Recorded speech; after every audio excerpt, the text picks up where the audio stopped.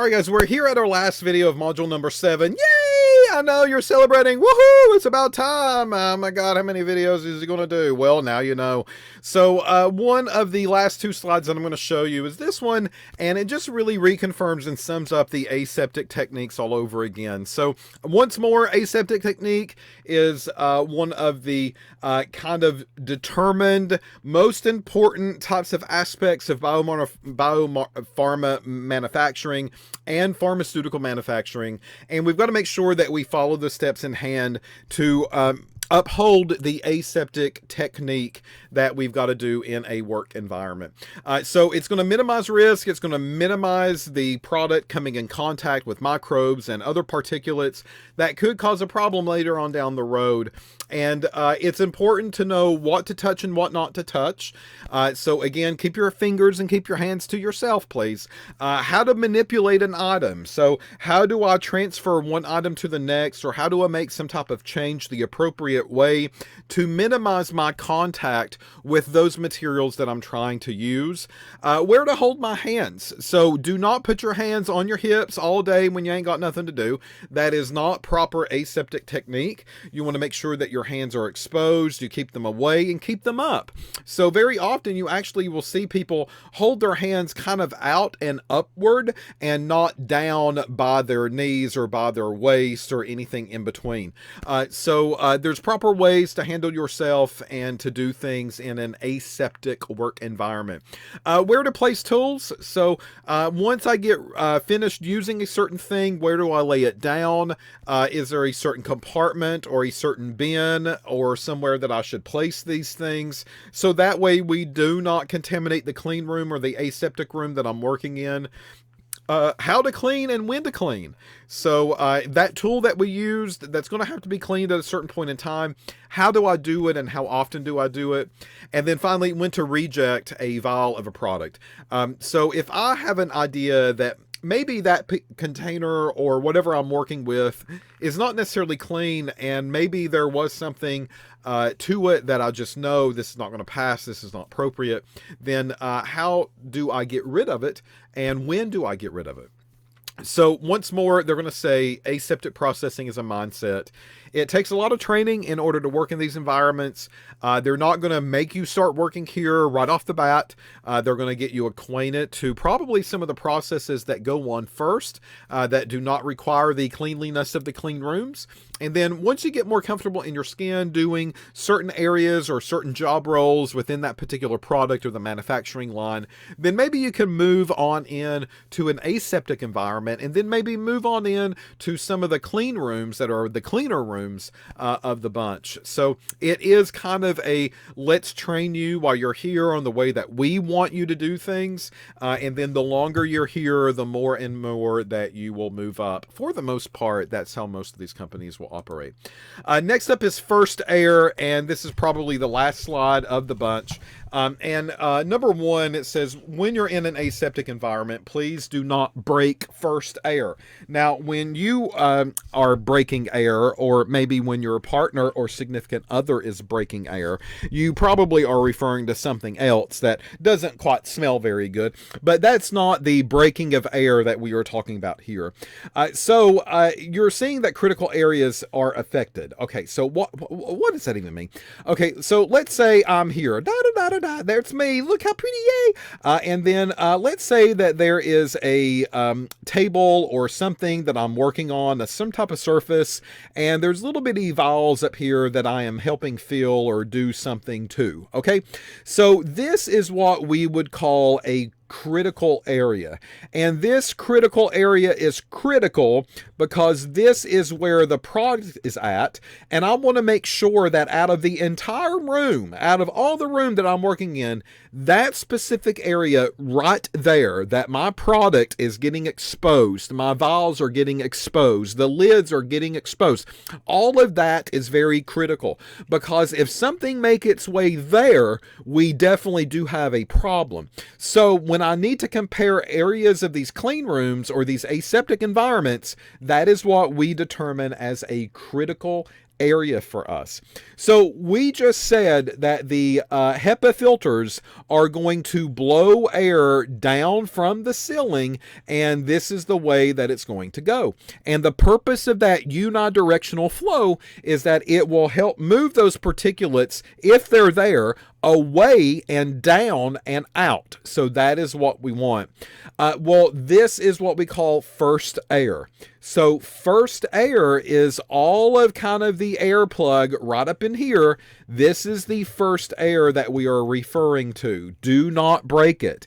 And the reason is, if I get too close to this critical area, and let's say that I get a giraffe neck in this diagram. I mean, I hope I don't have a giraffe neck in person. But if I get a giraffe neck and I put my head here, what's going to happen is that I am breaking first air, and then all of a sudden I disrupt this flow of that unidirectional flow. And there is a chance that now those particles are going to make it to those critical areas because it is not flowing the appropriate way as far as the air circulation is concerned. So do not break the first air. There is a way that we work, and there is a reason for that.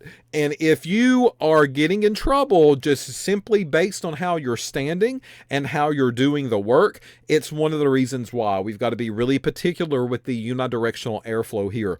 And if you block that in any form or fashion, then that flow is not going to help you out inside of these clean rooms. It could actually make things worse. Next up are sterile tools. So we want to make sure that we are using things that are sterile, which means they need to stay in the packaging as long as possible, and they only should come out when I'm getting ready to use them. So don't go ahead and open things way before you need them because you like to plan ahead. That's not the way that this is going to work. Yeah, you can grab it, you can plan ahead, you can lay them out, you can have them ready for when you need them, but at the same time, do not open the packaging until you actually need it for almost immediate use. So keep them sterile, and that's one of the ways that we do that. Good aseptic processing there. Next up is plan ahead. So plan ahead just basically means, do I know what I'm doing? Do I know the next 2 or 3 steps in the kind of the manufacturing that I need to be doing? Can I get everything kind of situated out? Have a goal in mind. This is what I'm going to do now. This is what's getting ready to happen once I get finished with this. Don't not plan ahead, which means do a job and then finish that job and look around and be like, what do I do now? I don't know. Oh, can somebody tell me what to do? I hope you're not that person, and I hope that you will have things in line ready to go. By the time that you get one job task done, you will move on to the next job task, and that helps prevent this product from getting exposed to that clean room environment, because the longer it stays out in the open, the more chances of you getting it contaminated. So we hope that that's not going to be the case, and we hope that we are working in true clean rooms, but again, that's a risk that you don't want to take. Next, recognize mistakes and own up to them. So if you think that you've done a boo-boo, and if you think that you've done something the wrong way, then you need to let somebody know, because if you don't, then those mistakes can travel on, and those mistakes can be lawsuits and fines and recalls and everything else later on down the road if you're not very careful. So recognize the mistakes, own up to them as quick as possible, let other people know about what you did, so that way we can correct those things if they begin to happen. Next, check the sterilization, please. Checking sterilization is going to be kind of easy because everything will have indicators on them. So for instance, if you put a piece of autoclave tape on a packaging product or on a tool or on a bottle that you need to use, that's great. Autoclave tape just looks kind of like masking tape in a way, or packaging tape in some form or fashion, and you'll see just no lines, no nothing, no indicators on them at all. It just looks like a piece of regular old tape. Once they get autoclaved and sterilized, if they are autoclaved and sterilized the right way, then sometimes you will see lines that show up on that tape, and that is a visual indicator that these things have been sterilized and they're ready to go.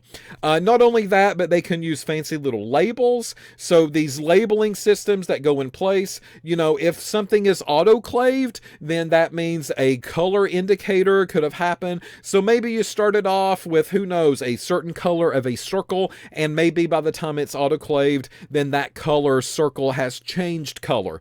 So once more, again, a visual indicator that's letting you know, sure enough, things have been sterilized the proper way. So always check it before you use it.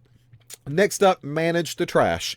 Finally, you're going to be generating some trash in these rooms. You're going to be opening packaging up. You're going to be doing things, one-time shots. Most of the time when these things happen, what do we do with the trash? How do we handle it? Where does it go?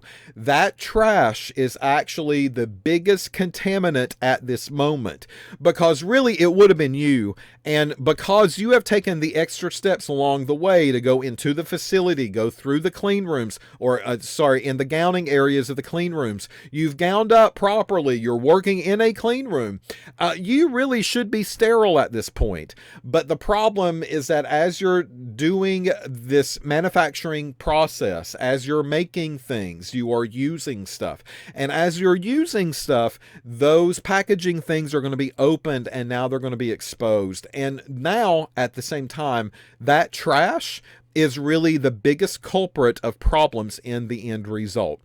So those are things that you want to make sure of. You're not sloshing particles up in the air accidentally by opening the packaging up or twisting or ripping and those types of things. But it is the managing of the trash. Do not try to pick, trash and residue and stuff up with your hands, because you're working in a clean room environment. So there's an SOP for that. There's things that you've got to do to kind of limit the number of trash things that are in the room. So as long as you follow the SOPs of the company, I think that you'll be all set.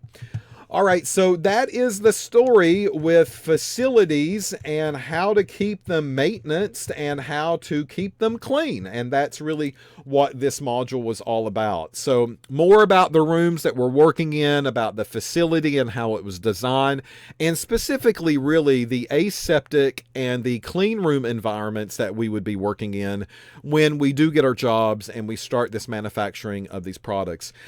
So all about the testing, a little bit of basic microbiology that came along here, and hopefully you learned something in the end of this module. I mean, I hope you did, right?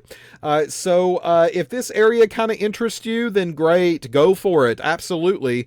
But some people will find that the testing part is actually more interesting to them. So testing these petri dishes or these cultures and trying to figure out what's there and what's not there, they actually might enjoy that a little bit better. And if so, that's great. We need a need for that too in the pharmaceutical manufacturing and biomanufacturing world. So think about kind of what you enjoyed with this module as well as the other modules. Think about the moments that you were like, hey, this is kind of interesting to me. I kind of like this information. And then that will help guide you on what type of job that you are after with these pharmaceutical related companies. So with that said, good luck on module 7. I think we're now finished. So good luck to you. Hopefully those quiz questions won't give you a problem. And if you paid attention and you studied your notes and you've taken notes along the course of time, I think that you'll also do good, of course, on the test at the very end of this.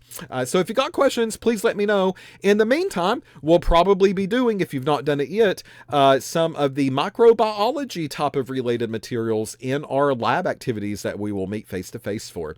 So I'll see you then, and I'll see you there, and I'll show you how easy some of this might be. Hope you're not too dirty.